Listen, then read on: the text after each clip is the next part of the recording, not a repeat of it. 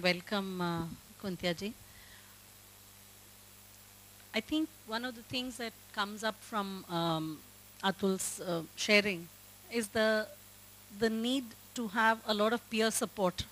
I think in teacher capacitation, teachers' ability to enhance, I think can happen at a much faster pace when there is peer learning, and that's what I picked up as one of the key takeaway here. The second takeaway is that when you become a facilitator to enable knowledge flow, unlike the other models that were presented, there are takers and there are serious takers. So you can actually see your first phase as something of a pool of mentors who could then replicate. So that could be, in my view, this cascade effect of mentoring and replicating through mentoring to ensure that maths teaching happens in a more effective manner could come through. And third that I picked up was that if you really are focused to address a problem, you don't necessarily need to start from scratch. You could just take available resources. I think that is the ingenuity of what your team has done, is to gather, garner, organize, and make it easily accessible. So I think that is a very innovative process to facilitate teachers to learn to teach mathematics. And I think the fact that you've also focused on NCERT is a good start. My suggestion is for you to definitely look at all the school board curriculum as well. So if you can actually organize it around states and put it, that would be nice. Can I ask Mr. Kuntia to just briefly, I'll share with you, sir, briefly what happened in this, and then I'll ask you to speak for a moment, and then we'll open the floor for discussions on this. We've had 5 presentations in this session. The first one was on an experiment in Bihar, which was introducing Kayan for CAL. And this was run in how many schools? 244 schools. And the key issues that they really looked at was end-to-end capacitation and planning for sustaining the project, including how the infrastructure would be maintained, supported once the experiment was run through. The second was a presentation by Dr. Arun Mehta on the databasing and monitoring of the school report cards, where the current database, which is already mapped for the last 5 years, 1.3 million schools, and making available this data in an open knowledge sharing process for researchers, for analysts to use the data and to present their analysis, but also as a key sourcing for information right from the school level. So accessibility of school information on a single portal, and publishing of that for wider outreach. So that's the project that is supported by MHRD, UNICEF, and NUPA. NUPA has developed this. The third presentation was from Ashok Kumar Rai from InflibNet, which is a UGC-supported project to reach e-journals and e-books to colleges. That is, they are taking bulk subscriptions and making it available for colleges at a very, very inexpensive manner. That is a negotiated price that they have, and this is currently open for all UGC recognized colleges, and subsequently would also open up for others to join as associate members. Not only making available the open resources, educational resources that are available, but also journals and books that otherwise colleges may not be able to afford. The presentation here was by Atul Nishchal on a project called Ganit Gurus, which is a space, online space for resourcing information for math teachers who could log on, become members, join in and access, which is a compilation of various resources to teach mathematics and organized around the K-12 from class 1 to class 12 based on NCERT curriculum. This is a bunch of, I think, math teachers and math professionals who have come together to develop this. We'll open the floor, sir, but before that I'd like just want to... Okay, okay. Yes. Ah. I missed. I didn't take notes. Yeah, I did. Yeah, Jugal Gupta. He made the presentation on a very innovative, very low cost product, which is an LED-based device which runs on very low energy, costs 4,500 rupees, and teaches basic literacy using that device. It's a new project started in May this year and has been tried out in and around Pune, right? Is that correct? Yeah, but yeah, okay. So I just thought I missed out on my, okay. Yeah, so they have, this is an exciting tool, very, very low cost, low energy consuming, low maintenance, especially useful for primary schools and rural village schools where there aren't enough number of teachers to, at the basic literacy learning, class 1, class 2 level. At that level. Still needs a lot of, development. I think more exciting things are happening in that. Currently, these are available in 5 languages, 4 languages, Gujarati, Marathi, Hindi, and English. And they teach math. This is so it's just been developed. It's been tried, I think so. Actually, we just have a production first. We are going through a beta test. I mean, we are demonstrating and installing and getting feedback. But very soon we'll go into regular production. But the initial response is very good. I mean, all those teachers and principals we have demonstrated to have responded very positively. They all think it is useful in teaching literacy.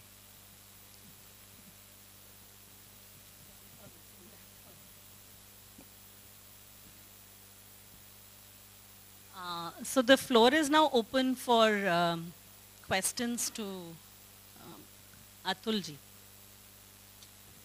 Yeah, thank you. This is a very interesting presentation. Chandrika Bahadur from Reliance Foundation. Since, if I understood you correctly, the focus of this particular initiative is to gather information which already exists from the web and then organize it and make it available to teachers for training. What is the, 2 questions. One is, what is the vetting process, which I'm sure you have internally to, how do you pick pieces and who does that and what's if you could talk a little bit about the process of sifting through what's available. And the second thing is, what is the value added, the one value addition comes purely from aggregating, right? So there's one value addition that everything is available in one place. Other than that, what is the value addition that a math teacher gets from coming to this particular site? And what are some of your inputs that have gone into this process? Well, these are really, 2 very... the fortunate part is, and that is the reason why we have touched only mathematics, is the entire editorial board consists of 3 mathematicians. So I happen to be one of them, and Dr. Dinesh Khattar, who is a professor with the Karodimal College, is the second one, and Dr. Janaki Ghosh, who is teaching Bachelors of Elementary Education in Lady Shri Ram College, is the third one. So all of us actually, so what happens is when we have a team of teachers, math teachers, who are working on this. So let's assume that we want to put something in calculus or triangles from the net on the site. The process is that first a shortlisted set of resources is created. And the shortlisted set of resources goes through either one of us, the 3 editorial board. And each and every element that is up there is seen by us and then approved for linking. And that's a very tedious process. Because there are times when only parts of a very beautiful video are something that we don't agree with. There are even parts sometimes which are cultural, which could prove to be culturally insensitive. So we have to avoid that kind of content. And that's how we filter the content. It takes us time to filter the content. The value add apart, I hope I've answered the first question. Okay. The second question is, what is the value add, except for being a directory of resources, what is the value add Ganit Gurus is adding? Now, Ganit Gurus is trying to connect 17 lakh teachers with each other. That's what we are trying to do. For example, and I think the biggest cluster of teachers who has taken this project really well are the teachers from Kendriya Vidyalaya Sangathan. Out of the 252 schools that we are present in, that we have members from, I think about 100 schools are Kendriya Vidyalayas. And about 40 schools would be Jawahar Navodaya Vidyalayas. And there are principals in Bagpat, Madhya Pradesh of KV who would come to the site almost every day. And he would send us queries which we would answer. So there is a system where a teacher can go in there and put a query for the editorial board. We have had queries on how to relate parallelograms to real life. We have had queries on how to create a math lab in the school.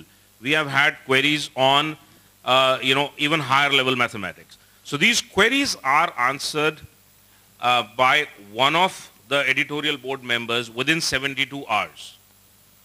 That's sometimes because we might not be available. So that's the period. But we want to reduce that time because I understand that 72 hours is not a very good time to wait for a response. I mean, if I told you I'll answer you in 72 hours, you'll probably go nuts. Yeah, we will try to expedite that process in the future. And what we are also trying to do is create mentors, as she had said. That's the value add we are adding. So we are identifying teachers within our education system who possess adequate subject matter knowledge to be trained as master trainers within the city. And the first course that we plan to actually introduce is a course for master trainers. And that's the value add that Ganit Gurus would bring as we move forward. Right now, yes, I would say the biggest USP is that we have the entire K-12 curriculum covered on the thing. We have evaluations, we have tutorials, we have interactivities, multimedia, we have videos. I think that's the biggest value add as of today. To kind of work with Stanford to really propose some of the things in the calculus, and that was very early in time when I was just doing my engineering at that point of time. But it's a wonderful, wonderful effort that you have really. If there is any way that we can add value, I'll be really happy to. But what I am currently focusing on is the vocational training.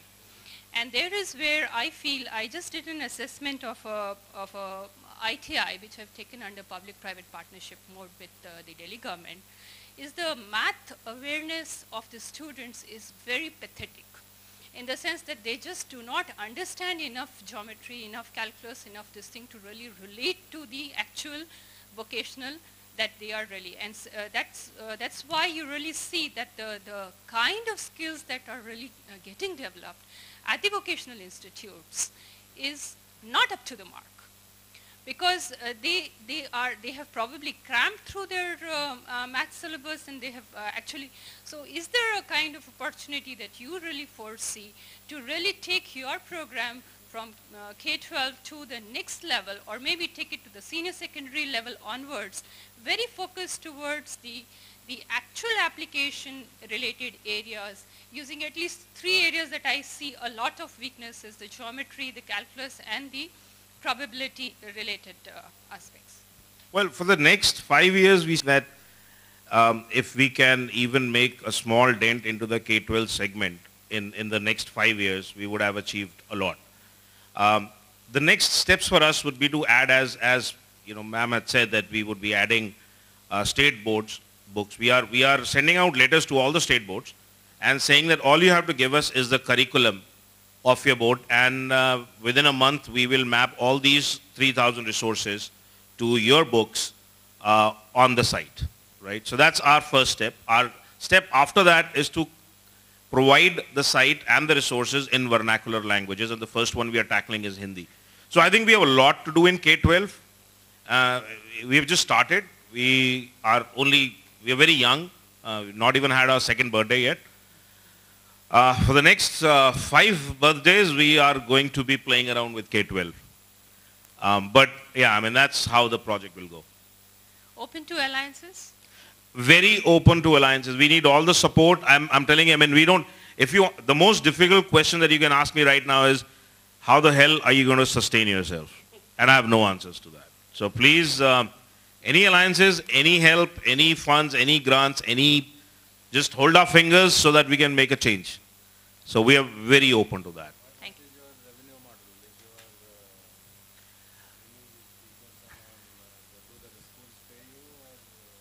No, they don't pay us. Our revenue model, the one that we are thinking right now, sir, is to really provide customized solutions to different government schools, bodies.